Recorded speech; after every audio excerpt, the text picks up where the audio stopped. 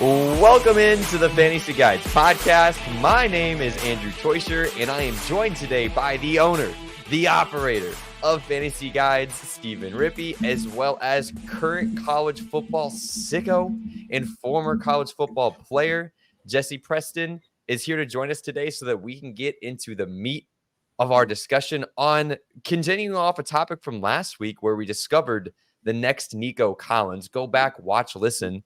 Our most watched YouTube video yet because we absolutely smashed it. Great topic. Steven, how big of a dance did you do in your seat whenever you saw that? I was pretty happy, but I wasn't super shocked because I thought it was a good segment. When you came up, which you didn't even remember coming up with the next Nico, just as the name, like headline, just the name. I just thought the name sold it, and we did a post on it. The post did well, so I thought, it was a great topic. So I wasn't all that surprised, Andrew, and I thought we came up with some good potential next Nikos, and I'm excited to talk. We tried to come up with a good name, Catching Kyren. I think that one's decent. I like it. Yeah, I'm into it. Alliteration, which I don't know if that's technically alliteration because it's a sound, but it's not technically the right letter. I'm not an English teacher.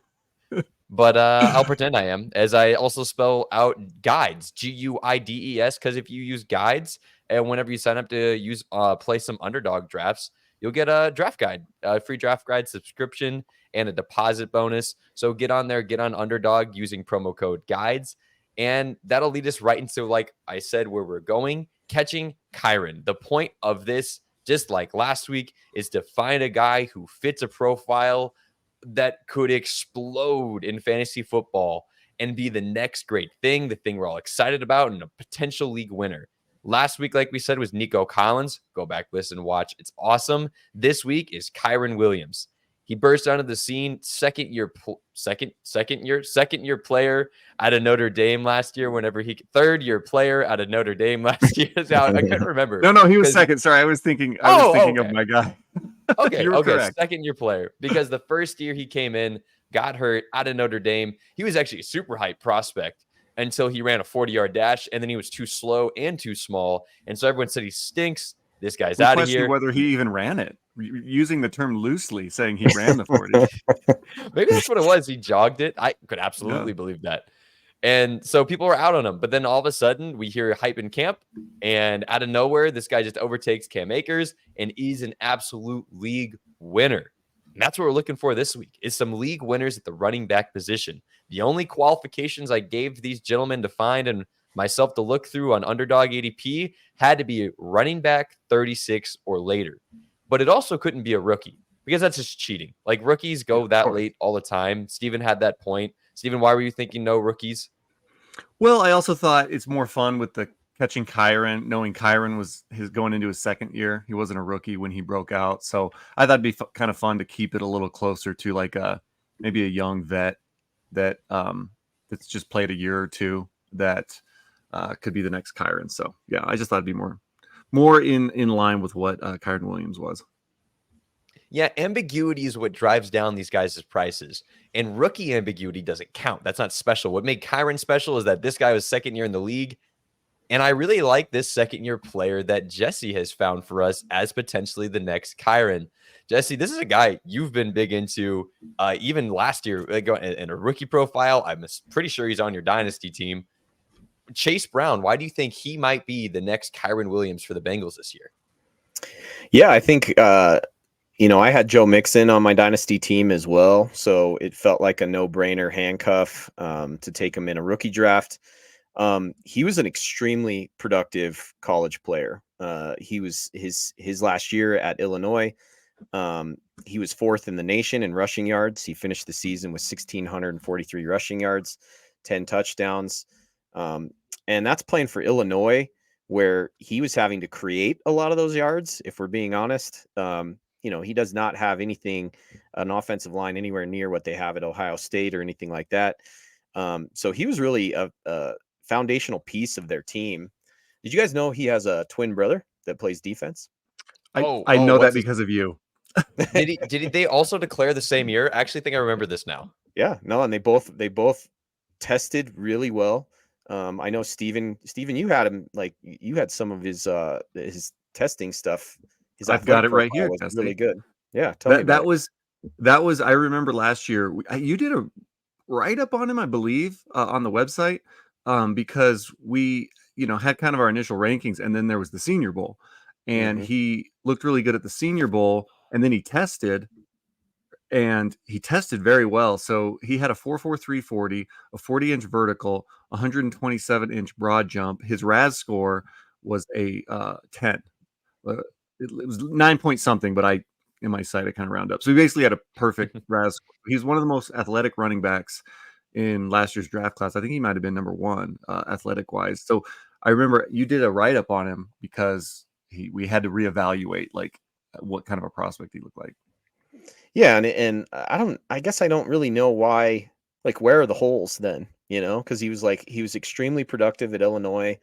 Um, Tested really well. It's like, why don't we like this guy? He's a little on the smaller side, I guess. He has been. It's interesting because the things that I've read about him is he's really been labeled as like a third down back. Like, that's all he's good for.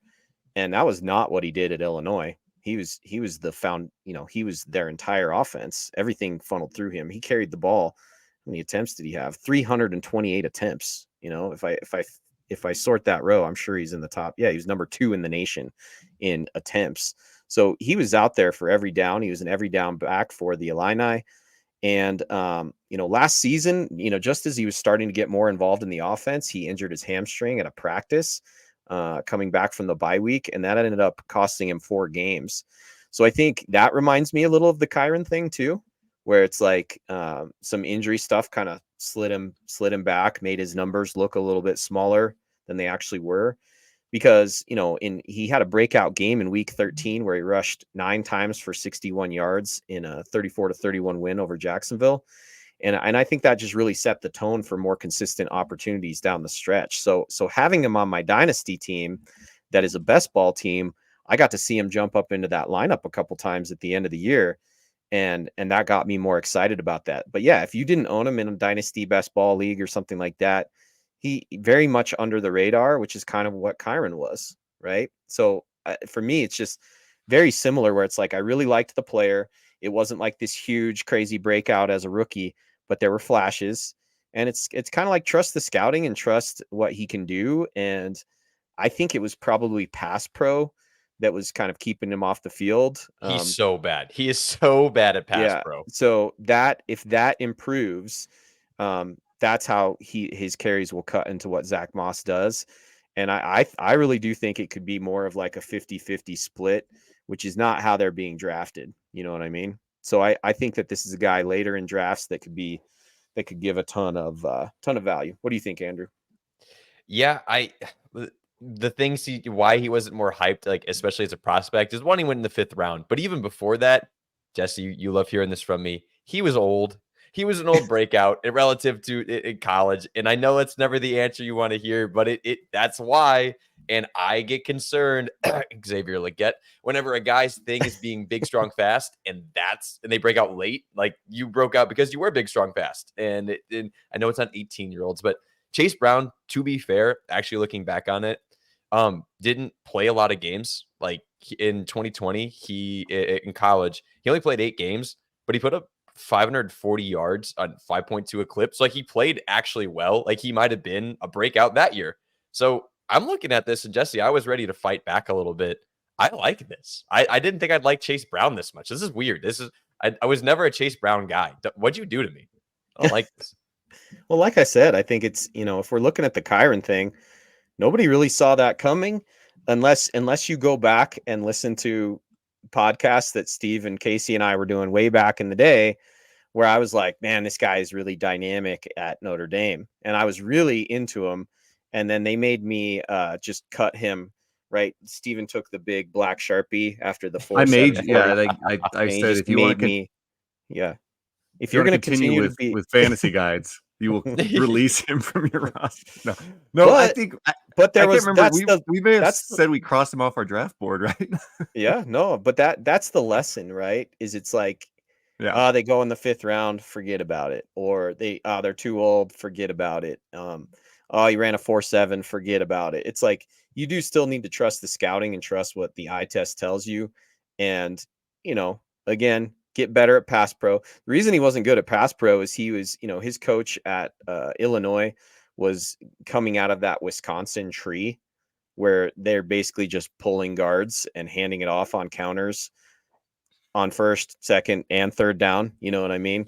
It's my kind of offense. Yeah, so he just had no experience with that. But the article that I read recently is that was his focus in the offseason. I know he's old for you as a prospect, but we're talking about values and redraft. And I think he could be a value there. I think that he could hit and give you some points down the stretch. Absolutely. The one warning sign I've actually been hearing, and I found a stat on it. Chase Brown is not a consistent back. He was very much a big playback, kind of like a Saquon-esque kind of thing.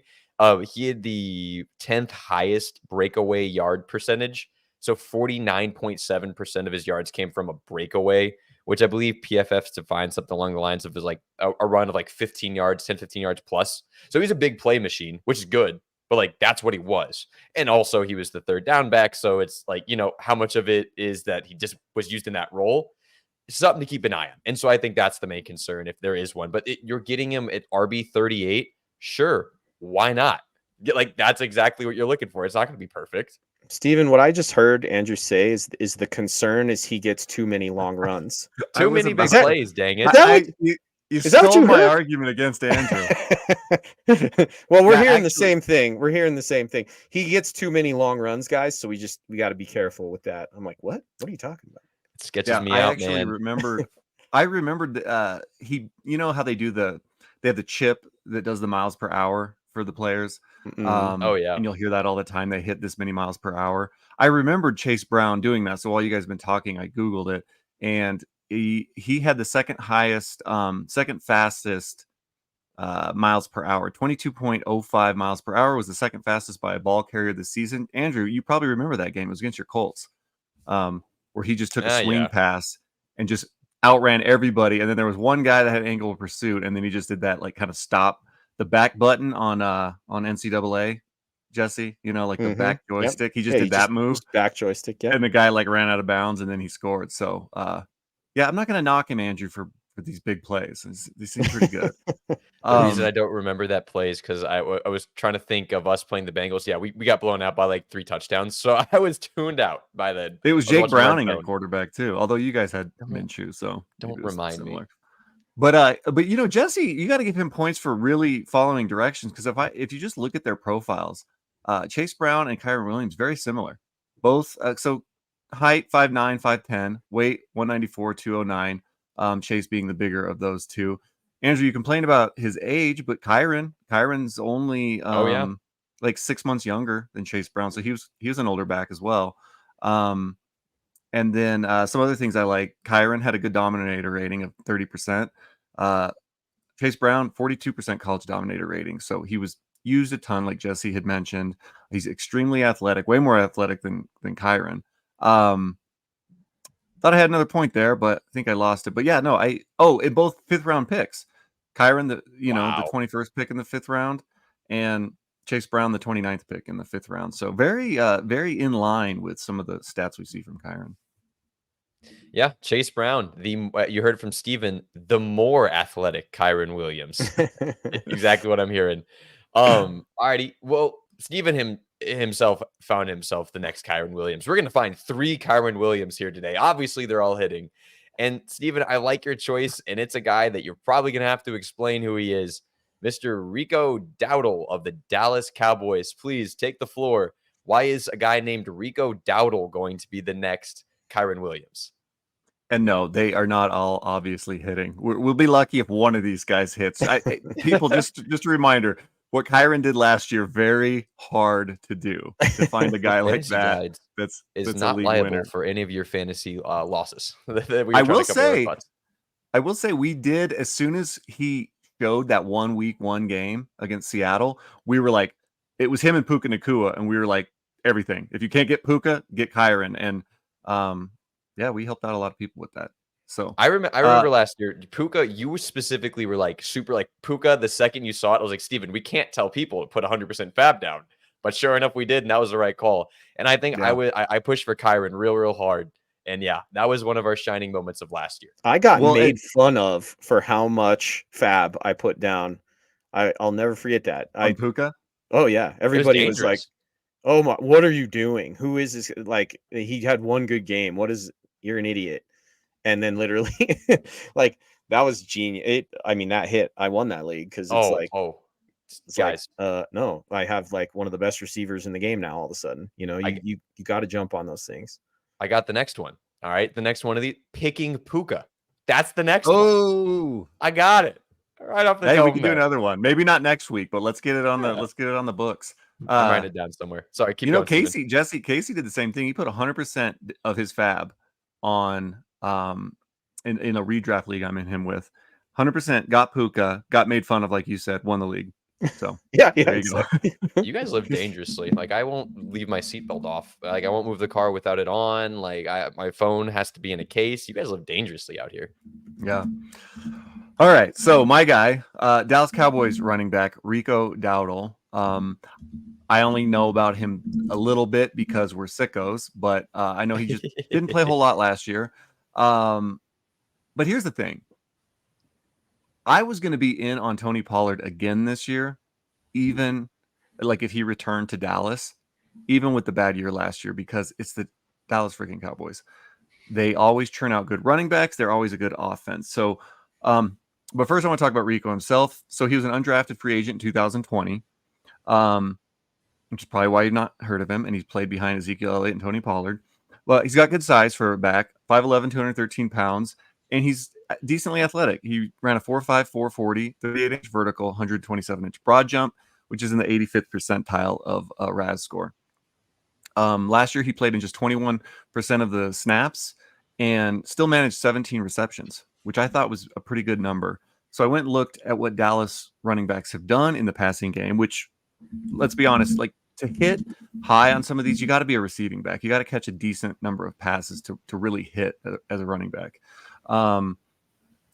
So my thought is if he can get close to 50% of the snaps, I think he could push for 40 plus receptions, like 40 being almost the floor. Because I do think he will probably get more of the receptions than Zeke will. I still think this is probably looking like a 50-50 split. But let's be honest, Zeke's 29 years old, has over 3,000 career touches if you include college, which is 270 more than Derrick Henry.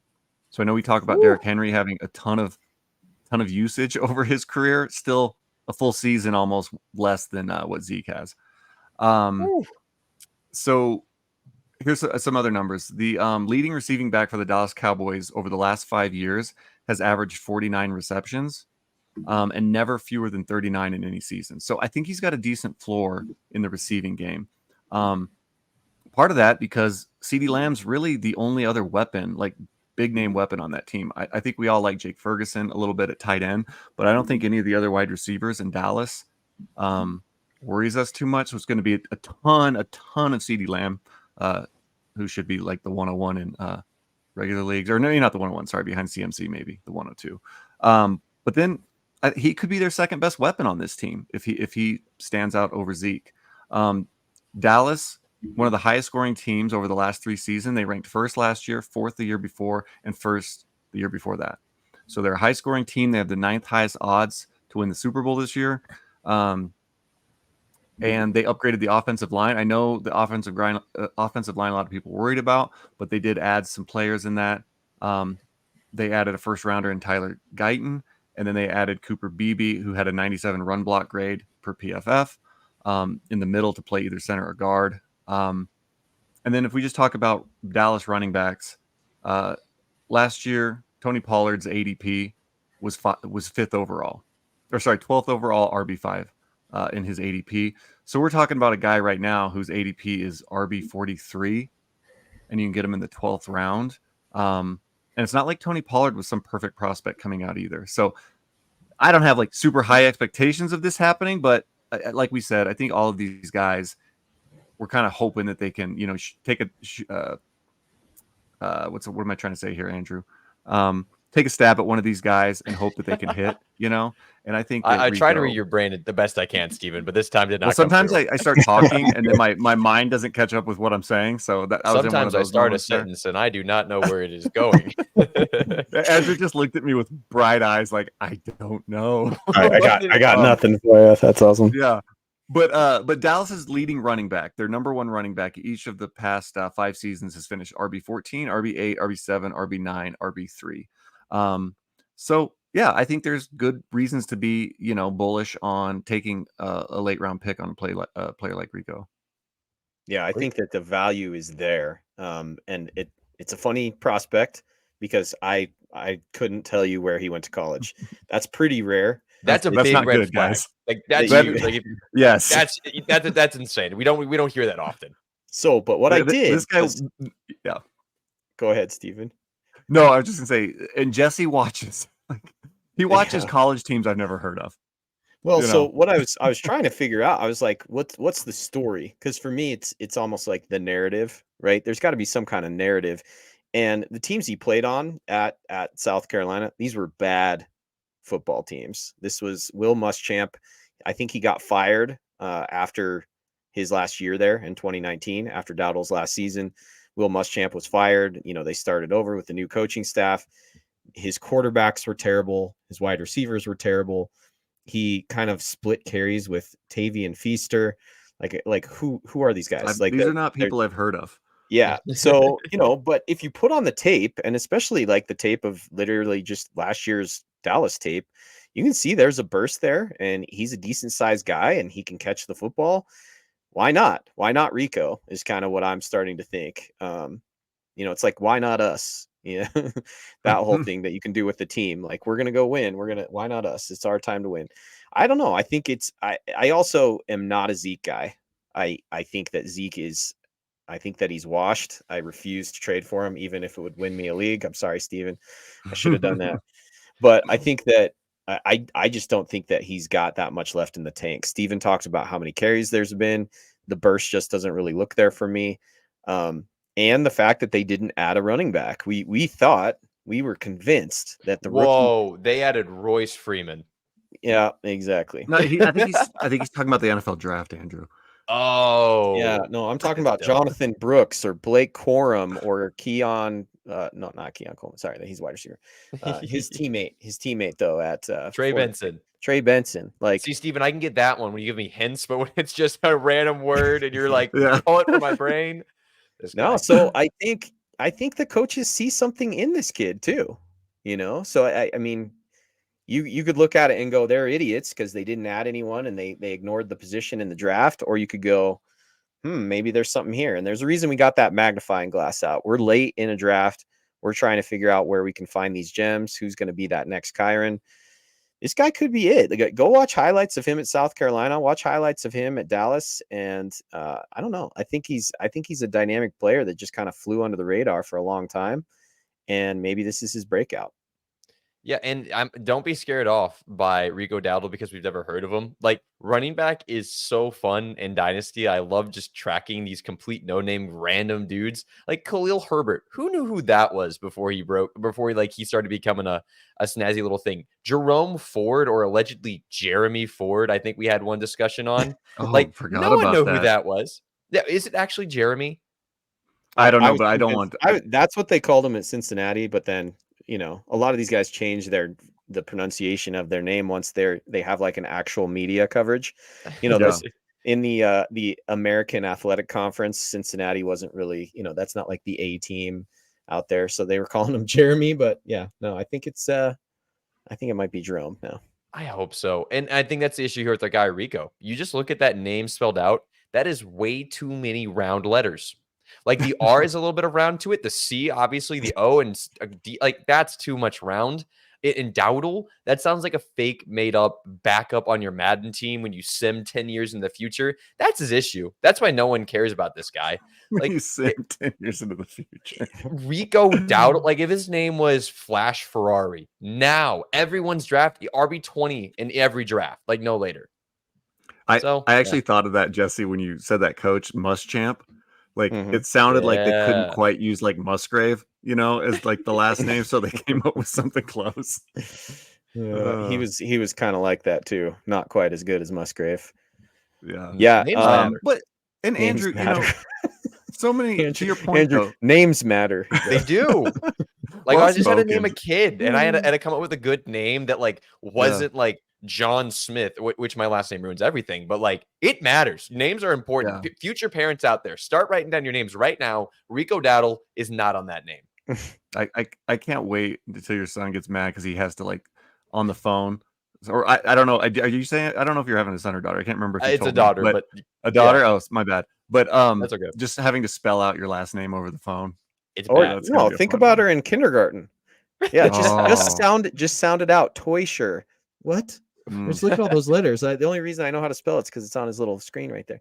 Yeah, I'm gonna the only tell other her to write any combo of letters you'd like, and it's close enough. Yeah. the only other thing, Steven, I was gonna say about Rico Dowdle is I literally started before the podcast, I started typing his name down as like an honorable mention for myself. Like I was like, I Mhm. kind of want to. So we're on the same page with this one. Yeah. Very much on the same page. And yeah, let's see what happens. But he's cheap. These guys are all cheap. Let's be They're all real, guys. almost free at this Almost point. free.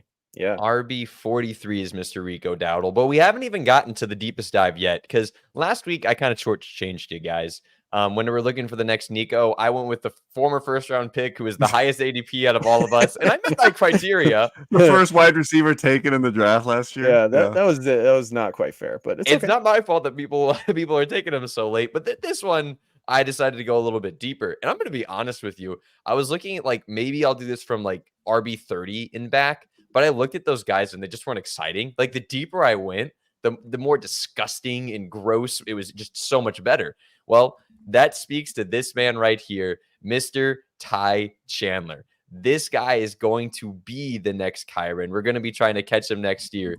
Ty Chandler is a running back who plays for the Minnesota Vikings, who famously had no running backs last year. They had this guy named Alexander Madison, who was complete duty cheeks. And so Ty Chandler had to take over because they had nothing else going on for them. And Ty Chandler is a third-year back coming into this year. And at the tail end of last year, he saw himself a good little bit of usage. He really, really short sample size. So I hate when people do this, but this is just what he became the guy. From week 14 to 18, he saw 62% of the snaps, 68% of the rushing attempts, and 7% target share. Not a great target share, but it's fine. Basically, they had to lean on him, and they could because he's not a tiny, tiny back. He's got a lot of speed, a lot of flash, athletic like Chase Brown. Biggest thing, go look at the Vikings depth chart. I was trying to find a guy like Kyren who has a guy in front of him whom he could surpass, kind of like where you guys were going with like Zach that. Moss and Mr. Chase Fat Brown. Zeke Elliott. And those are two guys that could be overcome. Aaron Jones is 29, folks. I think he might be turning 30 at some point in the season coming up. And go look at their depth chart. It's him and like Kine and Nwangwu, who is a great return man, but it's like they have to run the ball. They have a rookie, and they're going to throw a bunch of Justin Jefferson, but like, they have to give it to somebody. And Ty Chandler is probably going to wander into 150 rushing attempts. And if he looks better than Aaron Jones, or if Aaron Jones gets hurt, which he's famous for doing, walk in Ty Chandler, who all of a sudden is an explosive back who played well last year in that time frame. He averaged 12 points per game in an offense that had Nick Mullins running it. So Ty Chandler, I think, has a big opportunity to flash. And yes, you are drafting him as the RB47 on Underdog as pick, or I have it right here, 150. Not bad. What are you guys' thoughts? Yeah, did we not hear about him because he played behind Javonte and who's the other guy that played at North Carolina? Michael Carter. He's in North Carolina. I didn't even know that. Yeah, 2022. That was Javonte's year, right? Javonte was rookie. Very crowded backfield. Holy cow. Yeah, so I think that's a part of why we didn't hear about him, because he was playing behind some really good players and players that could also run and catch over there. But man, 4.38 wheels. That's one thing that gets me excited, that he's an explosive back, decent size, 5'11", 208. Not quite as big as Aaron Jones, but he's bigger than Kyren, for example. And we know it's not if Aaron Jones gets hurt at this point, right? It's when. I mean, if Aaron Jones, and like you said, he does, Andrew, in December, he turns 30. So Oh my he's gosh. definitely an older back who has always had hamstring injuries. Those tend to get worse as you age. I can say for myself, I've had a tweaked hamstring for what feels like a year. And 30 is ancient. Absolutely. Like 1 foot in the grave. Yeah. He's not Derrick Henry. Let's just say that. So yeah, no, I like this one. I think he was one of those guys I think a lot of us really liked.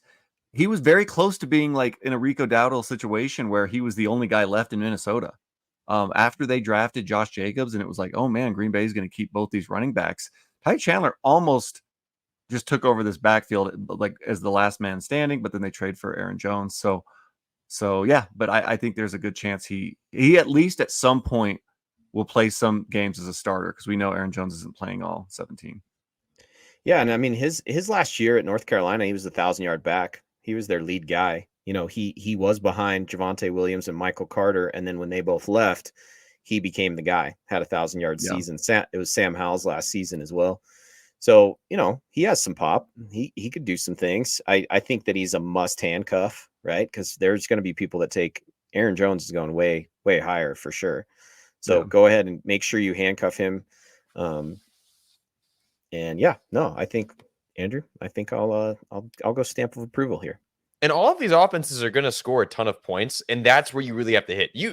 I don't care if you get the guy in the 25th ranked offense. Go take that running back. He'll score 3 touchdowns. These guys are all in really good offenses who could all see lots of touches. And I didn't expect to find this many good prospects. And gentlemen, you have some honorable mentions where it goes even further. Jesse, I know there's a couple of guys that you were really wanting to mention. I'll let you kind of start off with some honorable mentions of potential Kyrens. Yeah, I think just this is where it's fun. I think is you get down into the weeds and you start going, man, which one of these guys could pop? Which one of these guys has access to the field more than you think? I'm very curious about J.K. Dobbins going all the way down on Yahoo. He's RB 62. This guy I was very, very high on him as a college prospect.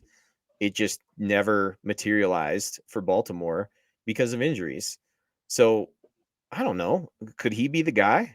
I'm really curious about this Chargers backfield because that Harbaugh wants to run the football. One of those guys is going to be the man, whether it's Vidal, whether it's Dobbins or the Gus bus.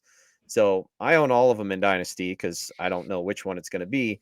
But man, JK all the way down there at pick 62, that just seems like that's a pretty free pick at that point, right? For a guy that was really, really dynamic coming out of college. Maybe he gets healthy this year. Well, and I don't know if you guys have heard, J.K. Dobbins said he won't get hurt again. They asked him, and J.K. Dobbins, who pronounced, I think after his ACL tear, that there are fake doctors out there telling him that he can't possibly come back from an ACL tear so early. And then he tore his Achilles, and now he came out in camp and said, I've been labeled as the injury-prone guy, but don't worry, that's gone now. There will be no setbacks. Thank you, J.K. Dobbins, medical professional and psychic looking into the future. Steven, are you buying into J.K. Dobbins? That he won't. No, I buy into what Jesse's saying. I don't buy into that he is injury proof at this all of a sudden. You don't think he's a psychic? You don't think he can see into the future? Are you willing to tell him that to his face? No. I would be nothing but complimentary to his face. No, I like that one. I think anybody on that Chargers running back room could probably qualify for this. Potentially, if one guy stands out. I still think that's going to be a committee.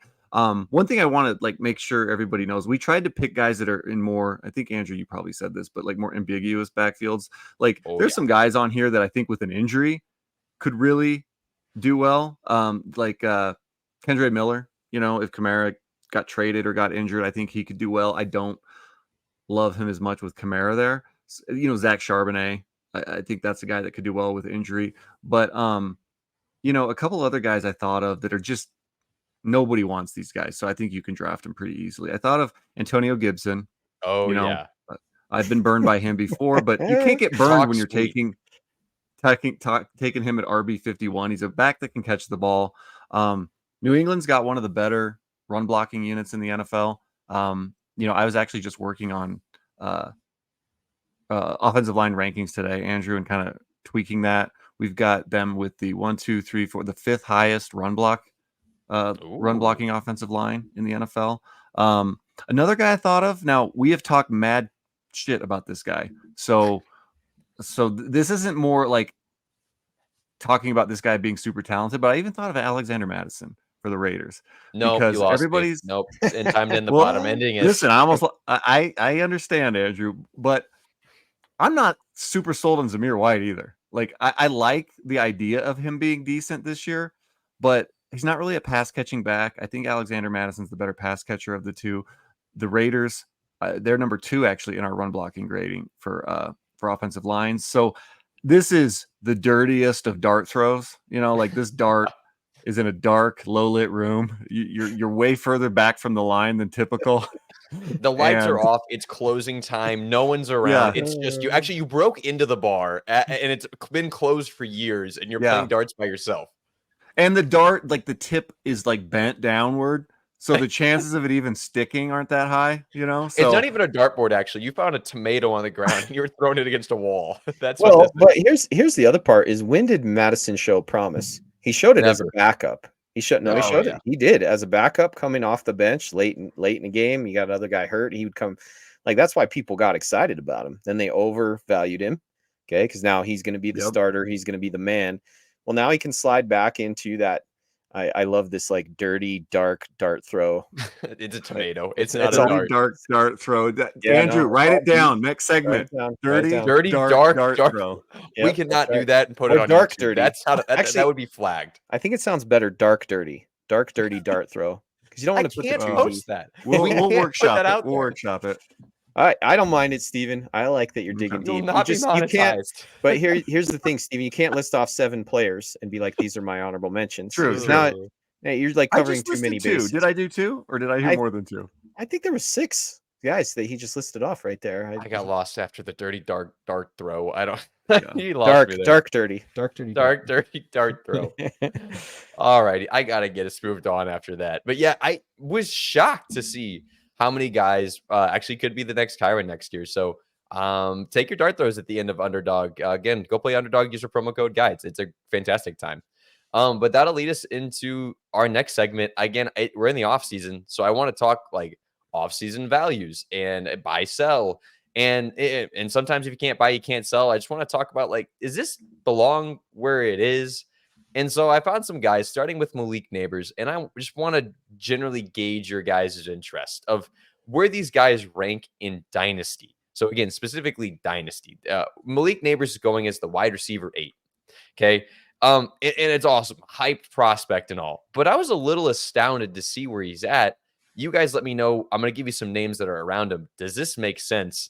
Malik Neighbors, wide receiver 8, is going just ahead of. So he's in front of. The wide receiver 9 is A.J. Brown. Wide receiver 10 is Chris Olave. Wide receiver 11 is Drake London. Again, Malik Neighbors hasn't played a snap yet. Guys who are that he is just behind, so the people in front of him are Garrett Wilson, Puka Nacua, and Marvin Harrison Jr. Gives you an idea of that's where Malik Neighbors is. He plays in New York. He's a rookie. He's never played before. Steven, I'll start with you. Is he too high? Is he too low? Or, as Goldilocks would say, is it just right? I think it's probably just right. I got to be honest. I'm looking. I pulled up our rankings. This is his ADP. Is that what you said, Andrew? His keep trade cut. Okay. Which ADP? Gotcha. Okay.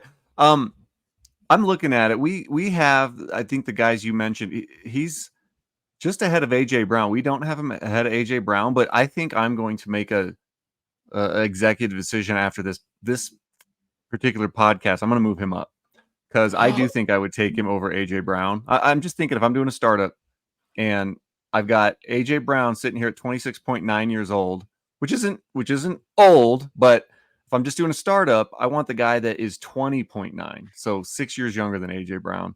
I'm going to take that guy. Garrett Wilson. We got to remember, it really hinges on Aaron Rodgers. If Aaron Rodgers isn't Aaron Rodgers, or if he retires after a year, like that Garrett Wilson excitement goes away, doesn't it? Like all of a sudden, we're looking at this 24-year-old wide receiver who could be stuck with. Not saying again, not old by any means, but he's 3 years older than Malik Neighbors. He's whoa. They're both Okay, this man is calling me an ageist on every podcast. No. You're calling a 25-year-old old? We're comparing him to Malik Neighbors, right? I know it, but that like he's 5 years older. But okay, keep going. No, Malik Neighbors is a better prospect coming out. If all of a sudden Garrett Wilson's not tied to Aaron Rodgers, they're both in New York, and they both have just mediocre bad quarterbacks. Are you dead set? You're taking Wilson over Neighbors?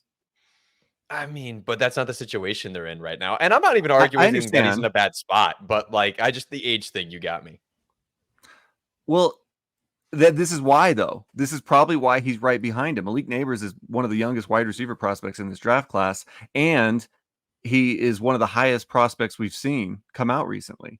So I think that him going right by Garrett Wilson, I mean, I still also lean Garrett Wilson over him, but I don't think it's by a ton. I would take Garrett and Puka over him, but I'm taking him definitely over Olave. I'm taking him over AJ Brown. And I mean, Drake London has some concerns as well. You know, he didn't exactly flash brilliance over his first 2 seasons. So yeah, I don't mind where he's being ranked. Jesse, what are your thoughts there? Yeah, I think if I was voting, I would have AJ Brown above him, but otherwise I agree with everything else that Steven said. So that's kind of that line of demarcation. So if it's literally just one player, to me that's just about right. You know, now we're kind of splitting hairs here whether, you know, do I want to win now? If I'm a win now guy, I definitely want AJ Brown, right? Now Steven's building for the future. Steven's building for the future. I don't know if you've seen his dynasty team. So it makes a lot of sense that he has Malik Neighbors a lot higher. Hey, my dynasty team's just missing running backs. That's all. It's got everything else. And by just missing running backs, he means literally has none. Like, 0. Yeah, but you know what I did? I traded them all away to get players like Malik Neighbors and a lot of the good wide receivers I have. So I sacrificed, you know, the short term for the long term. When Zeke Elliott is an RB1, you, sir, are going to be so sad. I know. But that won't happen.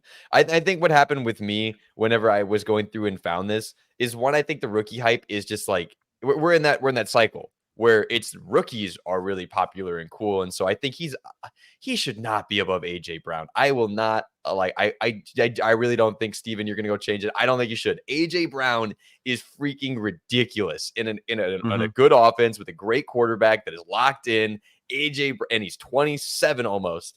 I really like AJ Brown, but then right behind him are just guys you guys know I love. Chris Olave, I'm just partial to him.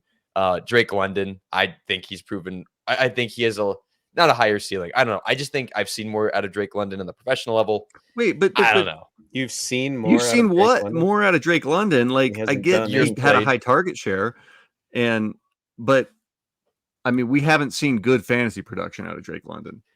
We've seen good background numbers behind Drake London, and I'm not sure that Malik Neighbors is going to see good statistics playing in New York. No, and that's why it's a patience play. Oh, Steven's not going to be excited about the numbers he puts up this year, but when they add Quinn Ewers, you know, at pick number 1 next year, maybe that feels a lot different. You know, now you got Quinn Ewers, the top quarterback prospects coming out. Like it just looks different, and maybe they add some weapons around him. It looks different. But yeah, right now, I mean, that's why to me, AJ Brown's still ahead, but he is a freak. Like Malik Neighbors is really good. He's really good. So we can't just like totally discount him either. So yeah, I think he's about right in there. Yeah, I pretty much fall right in line with you guys. I'd say a little too high just for argument's sake. You're both in agreement. AJ Brown should go ahead of him. So yes. You know, I'll interview Jacob after this. I'll sit down with him. We'll talk. We'll see where he's at, and I'll let you know where we come out. I'm rooting for you, Andrew. Oh my goodness, AJ Brown it would crush little Malik Neighbors, but another guy I just kind of hopping around different positions that I think is interesting in this one. I'm gonna beg you guys, don't cop out whether I'm rebuilding or if I'm competing. Think of yourself as a middle ground team because this is interesting where it is. Derrick Henry is going off the board as the RB19. Well, not off the board, but he's keep trade cuts 19th ranked running back. And Steven is leading the charge, like more than anyone else on any social media I'm seeing. Derrick Henry is like Steven's guy. Like he has to be my guy at some point this year. He's my guy. Yeah. So talk about your guy. I'm going to tell you where he's around. I'm going to let you lead off. He's going just ahead at RB19. That's just ahead of Zamir White, Blake Corum, and Joe Mixon. So combo of old and young guy there. And is just behind. So the guys ahead of him are Tyjae Spears, Trey Benson, and DeAndre Swift. Derrick Henry, is he too high? Is he too low? Or is he just right? That feels about right. I just pulled up our rankings. We have him at RB20 in our dynasty rankings. I would take him regardless of situation. I don't care what. I'm taking him over Zamir White, Blake Corum, and Joe Mixon. Yeah, I'm taking him. I'll take the 1 or 2 seasons he gives me over what those guys can give me over a career, probably. I just think he's that outlier. I love the fit in Baltimore. I know some people are worried about their offensive line. I'm not worried about it. I think Lamar Jackson will keep defenses honest. I think he'll open up wide open lanes. The fact that Lamar Jackson got down to, what is he, Andrew, like 205? Is skinny Lamar. I think that could be more, at the goal line. I don't think they're doing as much Lamar near the goal line with that frame. I think that's more Derrick Henry. Well, although if he could potentially slide through the offensive lineman, Lamar is skinny enough now that they don't have to move or block anyone. He'll just turn sideways. I don't think that's a thing, Andrew. We have to try it. We haven't seen it yet. Yeah, that's true. We haven't seen him turn sideways and try to squeeze through. But well, you can't see him when he turns sideways. He's that skinny now. Hey, I had that ask Jesse. I had that problem once. I have that problem currently. I know how it works. I literally have a picture of me when I graduated high school. I'm doing this weird thing with my arm to where it almost looks like it fades into nothing and then my hand appears. That's how skinny I was. But so I know what you're talking about. So that's good for Derrick Henry. Yeah, no, Derrick Henry, I think he's the outlier. The Baltimore Ravens, we know that's a really good football team, well-coached team. They have the 3rd highest Super Bowl odds, so we know they're going to be good. We know they're going to be scoring. And no one else on that roster scares me. So I'll take the 2 years of Derrick Henry over what I think those other guys are going to give me. What about you, Jesse? Steven's he's building the hype for me. I'm starting to see this 2,000-yard season upcoming or something. It's just going to be some crazy, amazing season with a good team. I mean, the Ravens are going to be good. I mean, it's funny because those players that you have listed there's a lot of question marks in that group, right? Is Tyjae Spears, Trey Benson really going to be the guys? Blake Corum I think he's just kind of a handcuff for a year. Zamir White, we're really wondering on. Joe Mixon has been extremely productive as a fantasy player. So yeah, don't do it if it's a win now thing. Don't do it if it's a win now. But it's hard not to, because this is a situation where he could get you a championship this year. This could be the year where he pushes you over the top. So yeah, no, I mean, I think I'd rather have Derrick Henry than most of those guys, which makes me feel like he's kind of just in the right area, or maybe even a little low. Well, let me ask you this, Andrew. Let's just say you could take one of these guys and just plop them on your team as trade bait for another team. You're trying to get a 1st-round pick next year, or you're trying to combine, a few players to get, AJ Brown. Maybe you're trying to combine him with a Chris Olave or something. Which of those guys do you think is going to be easier to fetch a return from? I'm curious. Yeah, it probably is going to be Derrick Henry. Just the name value. I did something similar in our league. I don't even remember if the guy is anymore, but I traded for Cooper Kupp in our league because he's a little bit older, but I'm thinking I'm probably going to end up trading Cooper Kupp because I don't need him right now. I'm not going to use him. Yeah. But when I throw Cooper Kupp in a trade, that's going to set up alarms. And I think that might be what's bringing up Derrick Henry's value a little bit right now. But I'm not saying I don't think I can drop Derrick Henry too far from where that spot where he is right now. But there are some guys behind him that I don't think that are points wise way too far behind him. I don't think that Alvin Kamara should be this far behind Derrick Henry. He's 10 running spots. Oh, really? Where do they have him ranked? 5 to 10 running back spots behind him. Let me see. Where's Derrick? Derrick. I lost him. No more Derrick. Derrick's gone. He's not there. Okay, 1, 2, 3, 4, 6, 7, 8, 9, 10, 11 running spots back is Alvin Kamara. Well, Additionally, Tony Pollard and Aaron Jones are back there too.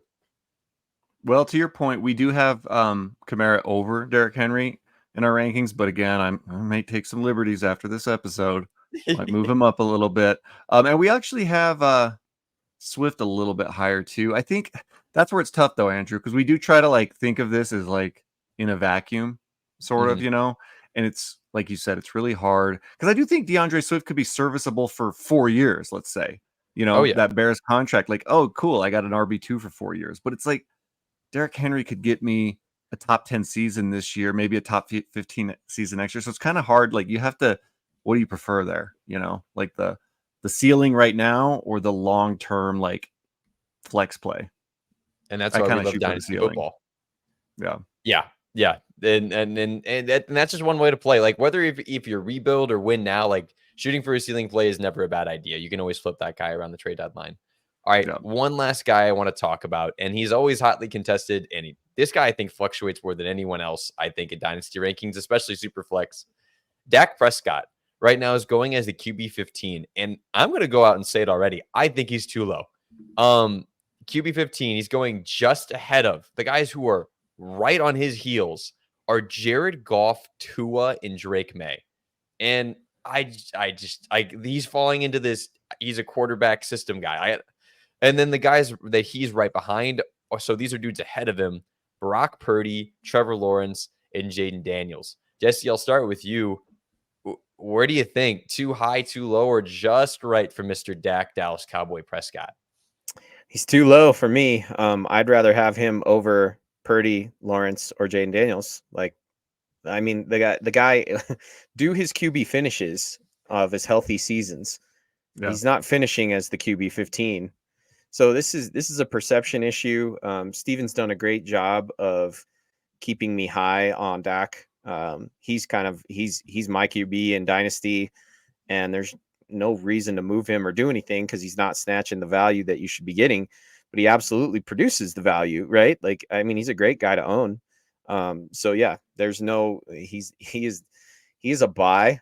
Right? If you don't have him, if you do have him, there's no reason to get rid of him. You're not going to get enough value because the guy finishes well in fantasy every year and he keeps you in games. He always scores decent. Unless there's some injury, he's had great fantasy seasons. So I think it's a perception issue and we're just, ADP or not ADP, the too low value wise on the KTP.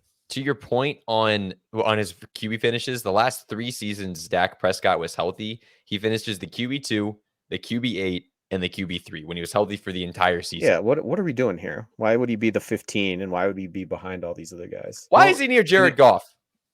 Yeah, and he's only finished outside the top 10 in his entire career 3 times. So his worst season he was QB 16. And that year he averaged 18 points per game. That was a good year for quarterbacks. 2 years ago, that was the reason he was such a value last year. Nobody wanted him. Remember, Andrew? Nobody wanted him going into drafts last year. Mike McCarthy was going to ruin him. Yeah, because it was all the Chargers OC that's now in what? Kellen Moore. Mm-hmm. Yeah, it was all Kellen Moore. But we liked him, and he was 21 points per game last year. Like you said, Andrew, QB. I think he was QB3, wasn't he? Didn't Lamar QB3? Yeah. So, no, I feel like I'm always defending Dak Prescott. So I'm going to just say he's too low. We have to go defend him to Jerry Jones. Jerry Jones doesn't even want to pay him. Why would people give this man money and the respect he deserves? Yeah, I don't know. What was his? The thing I sometimes worry, like he's only going to be 31 when the season starts, so he's still super young for a quarterback. But I do sometimes worry about like. Maybe we start calling it the Russell Wilson effect. Like when a quarterback does a little too much improvising, when will that catch up with him? But I don't think Dak's that guy. He doesn't even run as much as he used to.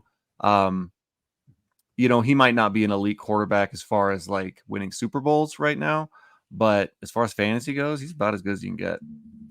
What's actually the fact that Dallas is always one of the top scoring teams, you can't do that without a really good quarterback. No, that's not Mike McCarthy. Mike McCarthy's not the one driving the offense. He's not killing it, but he's not the one making it the highest scoring offense in the league.